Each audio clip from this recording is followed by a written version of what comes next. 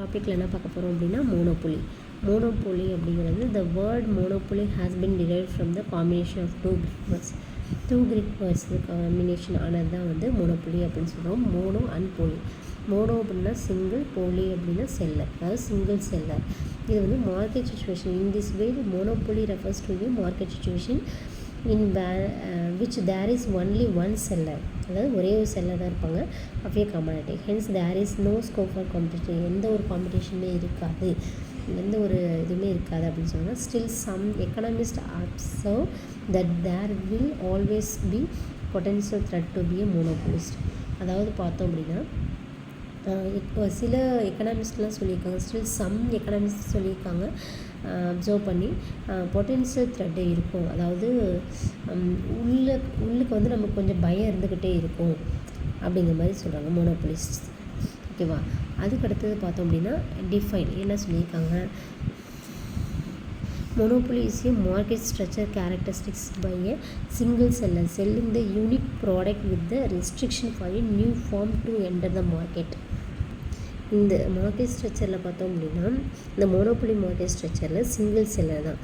அதாவது ஒரே ஒரு யூனிக்கான ப்ராடக்ட் வரதுனால மீதி நியூ ஃபார்ம் வந்து எந்த ஒரு இதுவுமே உள்ளே என்ட்ராக முடியாது அப்படின்னு சொல்கிறாங்க. Monopoly is the form of market where there is a single seller. அங்கே வந்து முக்கியமாக சொல்ல போகிறது என்னென்னா ஒரு சிங்கிள் செல்லரு, அவருக்கு இணையான எந்த ஒரு selling particular commodity for which there are no close substitutes. எந்த ஒரு அதுக்கு ஈக்குவலான சப்ஸ்டியூட் ப்ராடக்ட் எதுவுமே கிடையாது. ஓகேவா? அவர் சொன்ன ஒரே ஒரு ப்ராடக்ட் தான் சிங்கிள் செல்லை வந்து சேல்ஸ் பண்ணிகிட்ருப்பாங்க. ஓகேவா? Features of monopoly. There is a single producer sale of a product. அதாவது சிங்கிளான ப்ரொடியூசர், அதாவது ஒரே ஒரு உற்பத்தியாளர் தான் இருப்பார், செல்லர் ஆஃப் ஏ ப்ராடக்ட், அவர் தான் விற்கவும் செய்வார். ஓகேவா? அதே மாதிரி the product of monopolist is unique and has no close substitute. அதாவது மோனோபொலிஸ்ட்டுங்கிறது ஒரே ஒரு சிங்கிள் செல்லர், அவருக்கு எந்த ஒரு நோ சப்ஸ்டியூட் ப்ராடக்ட்டுமே இருக்காது அப்படின்னு சொல்கிறாங்க. Okay, there is strict barrier for entry of any new firm. அதாவது எந்த ஒரு நியூ ஃபார்மு என்ட்ரி ஆக முடியாது, அப்படி நுழையிறது ரொம்ப கஷ்டம் அப்படின்னு சொல்லுவாங்க. த மோனோபொலிஸ்ட் இஸ் ஏ ப்ரைஸ் மேக்கர். அவர் தான் மோனோபொலி தான் வந்து என்ன பண்ணுறாரு அப்படின்னா ப்ரைஸை ஃபிக்ஸ் பண்ணுறாரு. Monopolist earns maximum profit, abnormal profit. அதாவது ப்ராஃபிட்டாக இருந்தாலும் அவர் தான் எடுத்துக்கணும், லாஸாக இருந்தாலும் அவர் தான் எடுத்துக்கணும் அப்படின்னு சொல்லுவாங்க. ஓகேவா? அதுக்கடுத்தது பார்த்தோம்னா sources of monopoly. Natural monopoly, state monopoly, legal monopoly அப்படின்னு சொல்லிட்டு 3. அதாவது ownership of the natural raw material. Example பார்த்தோம் அப்படின்னா கோல்டு மைன்ஸ் ஆஃப்ரிக்காவில் இருக்குது, coal mines nickel Canada etcetera. அதாவது பார்த்தோம் அப்படின்னா ஓனர்ஷிப் ஆஃப் த அவங்களுக்கு நேச்சுரல் ரா மெட்டீரியல் வந்து அவங்க தான் ஓனர்ஷிப் பெற முடியும். சில ரா மெட்டீரியல் வந்து இயற்கையிலேயே வந்து சிலருக்கு முற்றுரிமை தெரிகிறது. ஓனர்ஷிப் வந்து அவருக்கே வந்து அந்த நேச்சுரல் ரா மெட்டீரியல்ஸ் வந்து கிடைக்கிது அப்படிங்கிறது நேச்சுரல். அதுக்கடுத்து state single supplier of some special services railways in India. அதாவது பார்த்தோம் அப்படின்னா சில குறிப்பிட்ட பணிகளை அரசு ஏகபோகமாக நடத்தி வருகிறது.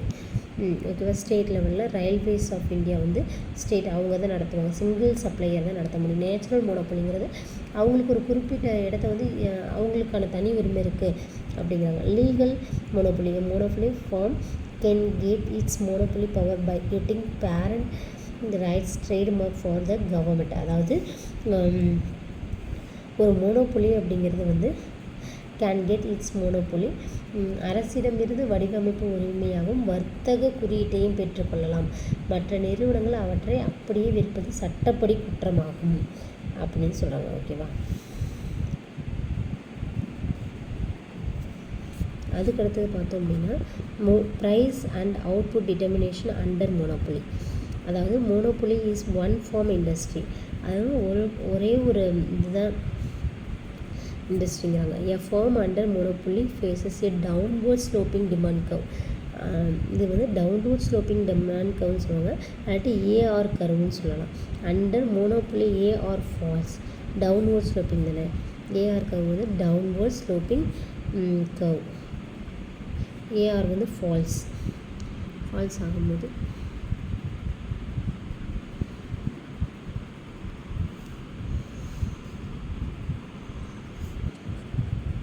As more units of output are sold, the MR lies below the AR curve. MR greater than AR அப்படின்னு சொல்கிறாங்க. A monopoly is a one-farm industry. Therefore, a farm under monopoly faces a downward sloping demand curve or AR curve னு சொல்கிறோம். Since under monopoly AR curve, as more units of output are sold, the MR lies below the AR curve. MR greater than AR. அதாவது பார்த்தோம் அப்படின்னா a monopoly is one farm industry. அதாவது முற்றுரிமையில், அதாவது மோனோபொலிஸில் பார்த்தோன்னா நிறுவனம் தான் வந்து தொழிற்சாலையாகும். அதனால் முற்றுரிமை நிறுவனம், அதாவது மோனோபொலி வந்து ஃபேஸ் பண்ணால் டவுன்வோர்ட் ஸ்லோப்பிங் டிமாண்ட் கர்வ், கீழ் நோக்கி சரியும் தேவை கோட்டை கொண்டுள்ளது. அதை வந்து என்னென்னு சொல்கிறாங்கன்னா ஏஆர் கர்வ் அப்படின்னு சொல்லுவாங்க. ஏஆர் கோடு. ஏன்னா விலையை குறைச்சா மட்டும்தான் என்ன பண்ண முடியும், அதிகமாக விற்க முடியும். இறுதி நிலை வருவாய் கோடு எம்ஆரும் ஏஆர் வளைகோட்டிற்கு கீழ் அமைந்துள்ளது அப்படின்னு சொல்கிறாங்க. ஓகேவா, எம்ஆர் வந்து ஏஆர் வளைகோட்டிற்கு கீழ் அமைந்துள்ளது. இதில் பார்த்தீங்கன்னா தெரியும், இது வந்து டவுன்வர்ட் ஸ்லோப்பிங் டிமாண்ட் கர்வ்னு சொல்கிறோம். Since under monopoly AR falls, AR வந்து ஃபால்ஸ் ஆகும்போது as more units of output are sold, நிறைய, அதாவது விலை குறையும் போது தான் நம்ம நிறைய வாங்க முடியும். விலையை குறைச்சா மட்டும்தான் நிறைய சேல்ஸ் பண்ண முடியும். அவுட்புட் ஆர் சோல்டு, விற்க முடியும். அதனால் இறுதிநிலை வருவாய் கொடி, அதாவது MR lies below the AR curve. அதனால் ஏஆர் வளைகோட்டிற்கு கீழ் அமைந்துள்ளதுன்னு சொல்லியிருக்காங்க. ஏஆர் கோடு இது, ஏஆர் கோட்டிற்கு கீழே தான் எம்ஆர் இருக்குது. விலையை குறைச்சா மட்டும்தான் அதிகமாக விற்க முடியும். அதனால் எம்ஆர் லெஸ்ஸர் தென் ஏஆர் அப்படின்னு சொல்கிறோம். The monopolist will continue to sell his product as long as his MR greater than MC. MR greater than MC. அதாவது பார்த்தோம் அப்படின்னா என்ன சொல்கிறாங்கன்னா, ஒரு உற்பத்தி முற்றுரிமையாளர், அதாவது மோனோபொலிஸ்ட் வந்து பார்த்தோம் அப்படின்னா இறுதிநிலை செலவை விட, அதாவது எம்ஆரை விட இறுதிநிலை செலவை விட இறுதிநிலை வருவாய் அதிகமாக இருக்கும்போது கிரேட்டர் தென்னா வந்து உற்பத்தி செய்து விற்கின்றார் அப்படின்னு சொல்கிறாங்க. ஓகேவா, அவரது சமநிலை உற்பத்தி எம்சி = எம்ஆர், இந்த புள்ளிக்கு மேல் உற்பத்தியாளர் தனக்கு நட்டம் ஏற்படும் என்பதை எதிர்பார்த்து விற்பனையை நிறுத்திக்கொள்வார். அதாவது கிரேட்டர் தென்னாக இருக்கும்போது பண்ணுறாங்க, ப்ராஃபிட் வரும்ன்ட்டு. அதுக்கப்புறம் பார்த்தோம் அப்படின்னா இதுக்கு மேலே போனால் நமக்கு லாஸ் ஆகும் அப்படிங்கிறதுனால அதோடய ஸ்டாப் பண்ணிடுறாங்க. Monopolist will continue to sell his product as long as greater தென்னாக இருக்கும்போது. அதே வந்து he attains equilibrium at the level of output MC is equal to MR beyond the producer will experience loss, will stop selling. அதை வந்து stop பண்ணிடுறாங்க. From this diagram he sells 3 units output, MR is equal to MC. The monopoly firm at the level of output MR is equal to MC. The price is 23. ஓகேவா, 3 யூனிட்ஸாக இருக்கும்போது MR வந்து பார்த்தோம் அப்படின்னா MC price வந்து 23. MC price வந்து 23ன்னு சொல்லணும்.